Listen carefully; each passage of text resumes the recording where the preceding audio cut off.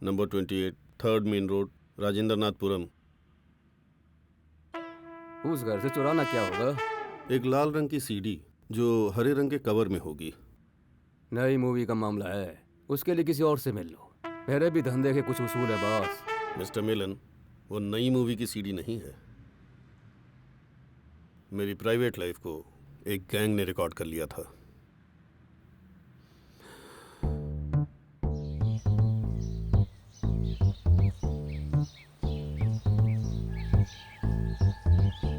ये पीछे का गेट है बॉस, यहाँ से जाना सेफ होगा।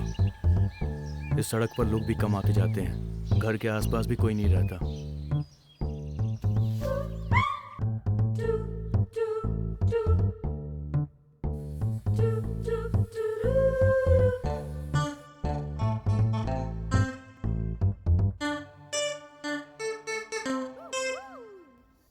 ब्लैकमेल करते तो जितने लाख भी मांगते दे देता, लेकिन बात कुछ और है। बिजनेस में बदला। वो मुझे बर्बाद करना चाह रहे हैं। मेरे घर की शान, इज्जत, स्वाभिमान सब कुछ उसी सीडी में है। समझ सकता हूँ। ऐसी गलतियां हर कोई करता ही है, लेकिन पैसे वाला आदमी जब गलतियां करता है तो उस पर सभी का ध्यान जाता है। आप परेशान मत होइए, वो सीडी अब आपको जल्द ही मिल जाएगी। थैंक्स। और हाँ, उस सीडी के साथ साथ एक खिलौना भी लेना है। समझ गया। सोने से बनी भगवान की मूर्ति को खिलौना बोल रहे हो ना? हैं? नहीं, वो एक बहुत ही सिंपल खिलौना है। बंदर या कुत्ते जैसा होता है ना, वैसा ही खिलौना, जिसे कपड़े और रुई से बनाते हैं। मार्केट में जो खिलौना 100 रुपए का मिलता है वही ना, तो उसे वहीं से खरीद लो ना। मेरे भी धंधे के कुछ उसूल हैं बॉस। अगर खिलौना चुराने की बात कहीं लीक हो गई तो मेरी मार्केट वैल्यू का क्या होगा? जब सीडी वाली गैंग मुझे धमकाने आई थी तो मेरी बेटी से उस खिलौने को भी छीन कर ले गई। अब वो उस घर में एक छोटी लड़की के पास है। उस खिलौने को मेरी बेटी बहुत चाहती है। जब से वो नहीं है, वो पागल सी हो गई है।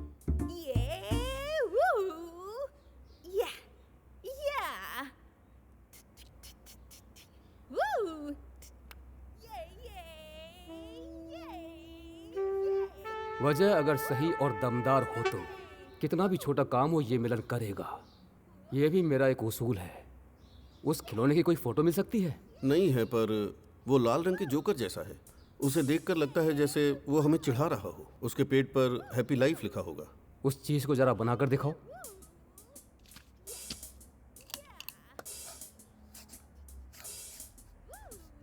नहीं, ये खिलौना नहीं। वो कुछ एप्पल बोल रहे थे ना, वो बनाकर दिखाओ। वो एप्पल फल नहीं मिलन, हैप्पी लाइफ है। हाँ, उसी चीज को बनाकर दिखाओ। मिलन, वो चीज नहीं है, लिखावट है।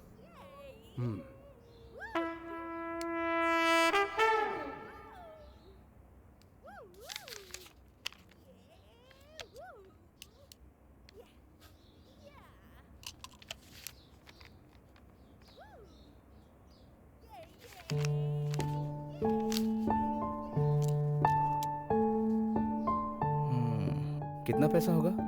मेरे मामा ने लॉटरी कंपनी खोलकर बहुत पैसा कमाया है, पक्का बहुत पैसा होगा। तुम्हारी सोच पता नहीं मुझे कहाँ ले जाएगी। पॉजिटिव सोच संता, बड़ी सोच रख तो बड़ा होगा। तुम मास्क लेकर आए? हाँ, ले आया ना।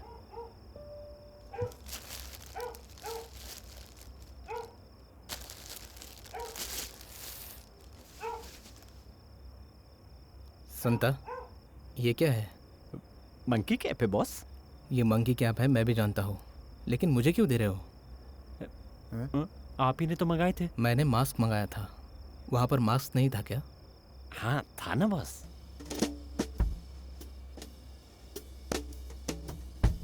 संता, तुम मास्क लेने के लिए दुकान पर गए थे और वहाँ मास्क भी थे, फिर भी तुम मंकी कैप लेकर आ गए। हाँ बॉस। तुम मुझे अपनी हामी मत सुनाओ संता, जवाब दो। इसमें और उसमें ज्यादा फर्क नहीं था। ये दाढ़ी तक छुपाती है, पर उससे सिर्फ होठ और नाक ही छुपते हैं, और वो उसके ज्यादा पैसे भी मांग रहे थे, इसलिए बॉस मैं ये लेकर आ गया। और इस वाले का रंग अलग क्यों है? वो मेरे लिए है बॉस, मैं बाकी सबसे अलग दिखना चाहता हूँ ना, इसलिए। हम किसी मेले में नहीं जा रहे संता, चोरी करने जा रहे हैं।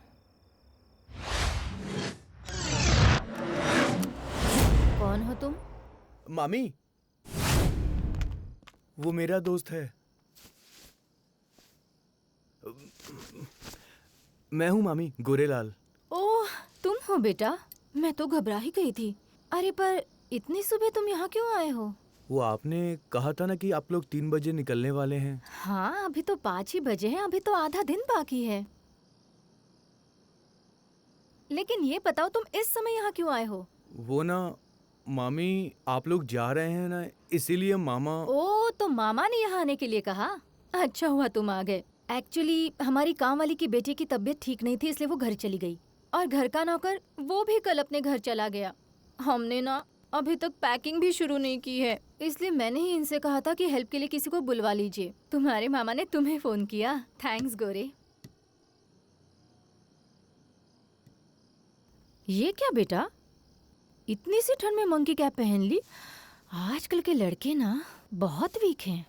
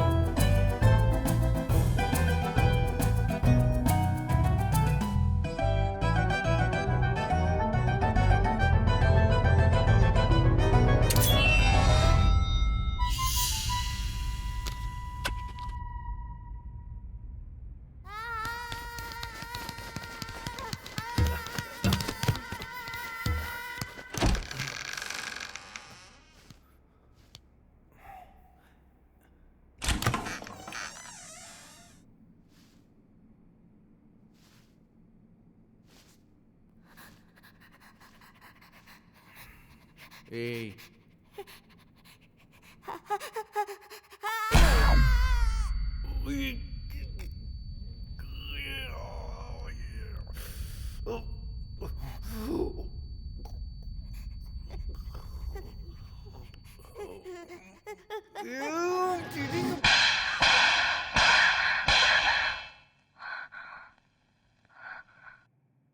वाव,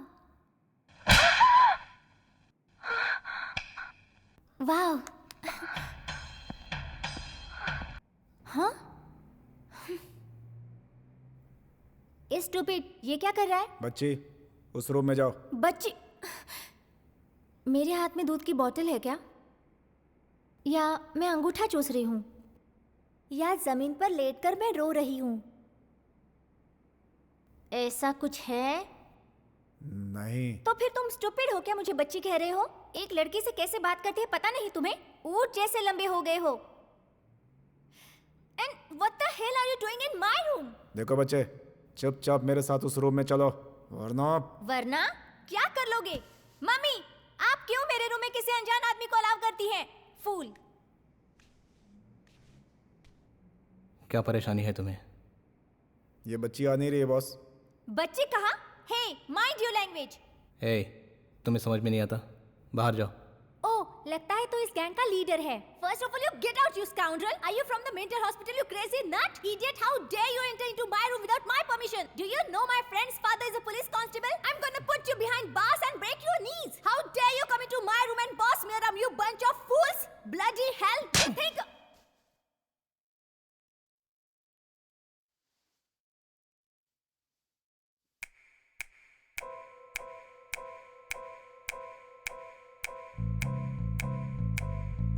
चल जा।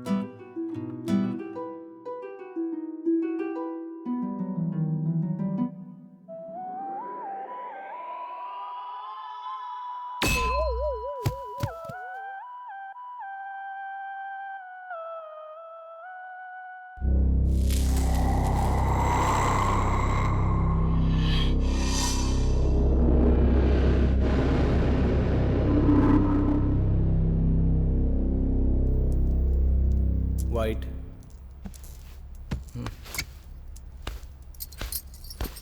इस घर की सारी चाबियां इसमें हैं। आगे पीछे के सारे दरवाजे लॉक करके आओ। Okay boss. ए वाइट धोखेबाज, भोला भाला बनकर हमें धोखा दे दिया, चोर कहीं का। तुम जैसे लोगों की वजह से हम लोग चोरी करते हैं। कड़ी धूप में बारिश के मौसम में मेहनत करने वाले लोगों को उनका हक नहीं मिलता, और उनका हक तुम छीनते हो तो इसका मतलब चोर तुम हुए ना मल्होत्रा। जिस समय ये धरती नई नई बनी थी उस समय इंसान नंगा रहता था। फिर यहाँ तुम जैसे लोग आए जो अपनी ज़रूरत पूरी होने के बाद दूसरों की ज़रूरत पर हक जमाने लगे, और हम जैसे लोग जिन्हें अपनी चीज़ कभी नहीं मिली वो आज तक नंगे ही खड़े हैं। क्योंकि हम जैसे लोग आज तक नीचे ही रहे, आप ऊंची जिंदगी बसर कर पा रहे हैं। ओए, कमाने में और चोरी करने में बहुत अंतर होता है। ये सब मैंने कमाया है। 100 आम वाले पेड़ के नीचे 100 लोग अगर भूखे खड़े हो तो हर किसी को फल मिले, ये प्रकृति का नियम है। पर उन 100 लोगों में से तुम जैसे होशियार और ताकतवर 5 लोग बाकियों से पहले अगर हर एक 5 फल उठा ले तो वो लोग जिन्हें कोई फल नहीं मिलता भूख से बेबस होकर तुम जैसे लोगों के सामने हाथ फैलाने को मजबूर हो जाते हैं। अब वो ज्यादा फल रखने वाला इन भिखारियों के जरिए बाकी पेड़ों से हर एक इंसान से सैकड़ों फल तुड़वा कर उन्हें तनख्वाह के नाम पर उनके ही तोड़े फलों में से एक फल लेकर देता है। यही होता है यहाँ। किसी का हक मारना ही चोरी नहीं होती है मल्होत्रा, किसी को हक न देना भी चोरी है। जिसे उठाना ना है वही भूख से पीछे रहता है। देख, जिसके पास बुद्धि हो वो जीतता है, जिसके पास नहीं वो हारता है। ये है प्रकृति का नियम, सर्वाइवल ऑफ द फिटेस्ट। इसका मतलब आज हम लोग ताकतवर हैं और तुम कमजोर हो। We are the powerful fittest here. Boss,